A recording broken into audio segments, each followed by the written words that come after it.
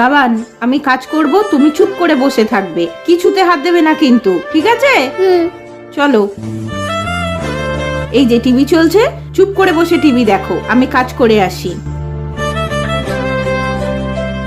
Pizza যাই, মাকে গিয়ে বলি।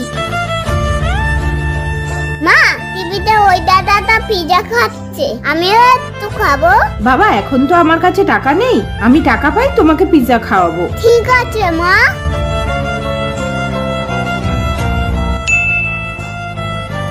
রাজু মা, হ্যাঁ বলো। এনা ওর মাসে টাকাটা নিয়ে নাও।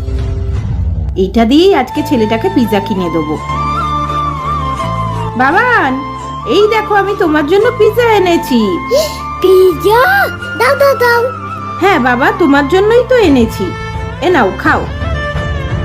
সন্তানের খুশিতেই মায়ের খুশি।